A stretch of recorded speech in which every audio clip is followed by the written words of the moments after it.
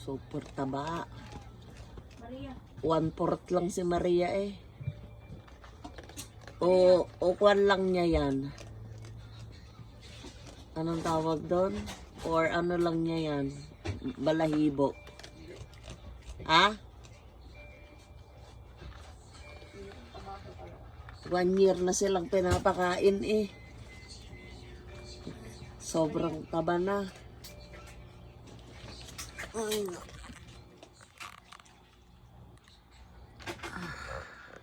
ano, sobrang taba.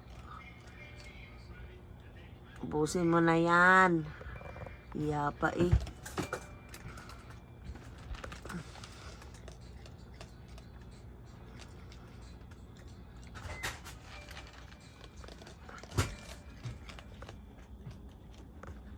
Nandito na nga siya sa pintuan kaninang umaga. Nakatingin na siya dito. Wala namang pagkain kasi.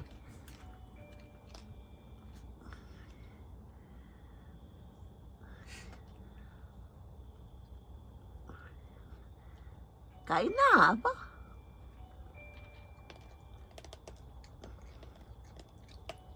Apa? Pinakapalakin yung mga rakon dito. Naubusan nga siya ng pagkain. So maaga naman siya ngayon, mautak.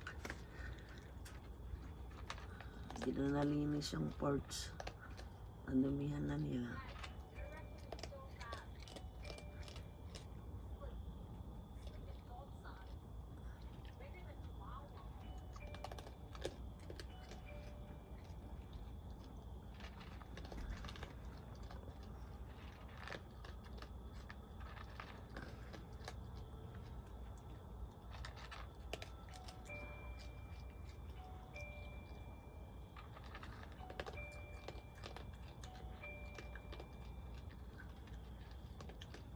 One year na siyang pinapaka na namin 1 year na kami nagpapakain ng mga raccoon.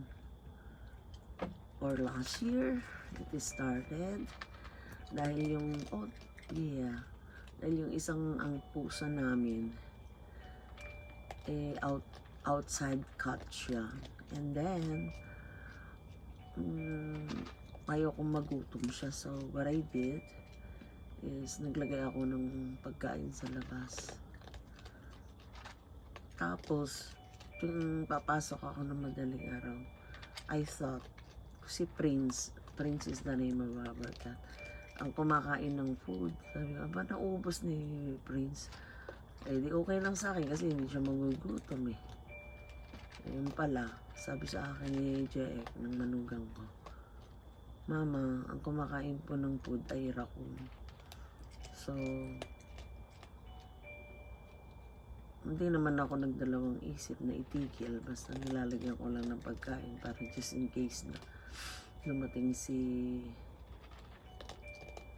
Prince ay may pagkain siya. Eh ngayon, hindi lang raccoon, pati yung isang, I forgot the name.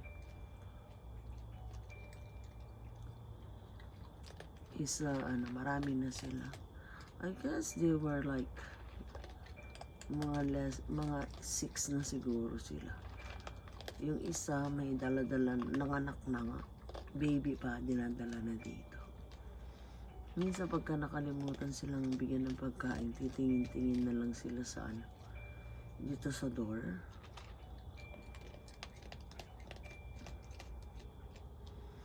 But they're so cute eh. Nakakataba pati yung niyo. Kahit ano naman na kinakain nila. So noon, tinatapon lang namin yung mga, wag lang spicy. Noon, tinatapon lang namin yung mga natitirang pagkain sa bahay. Pero not anymore. Kasi, na sila. Yung inaubos na nila kahit anong pagkain. Busog mo na. So, dati, bowl lang nilalagyan ko ng water. Ngayon, bumili na ako ng Lagayan nila ng ano, ng yan, antok. Lagayan nila ng water. Kaya lang medyo maano, oblig na linisin yung floor. Dahil sa kanila.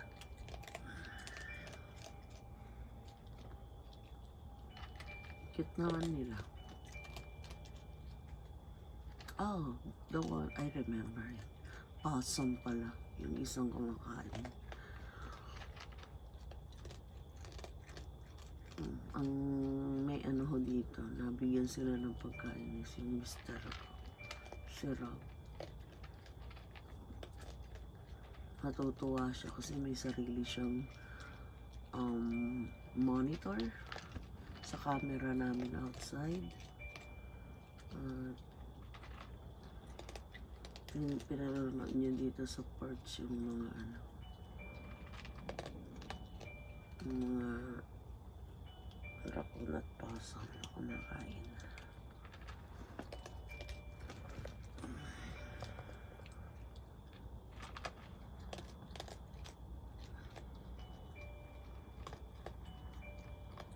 So, yung pagkain ng mga raccoon is kasama na rin sa budget namin. Minsan nga, mas mabilis pa silang kumain kaysa sa mga pusa eh. Mas malaki pa yung pagkain na binibili ko para sa kanila. Which is, yung the cheapest lang naman. Cheapest lang na pagkain or cat food ang inaano namin sa kanila. Ano yung puwit niya? Ay, puwit. Yung tail niya. Taba-taba. Ang taba. Super taba na itong raccoon na ito. Sabi nga ni Veronica sa akin is, sabi nga ng anak ko, napakataba na daw. Pinapataba na namin yung mga raccoon.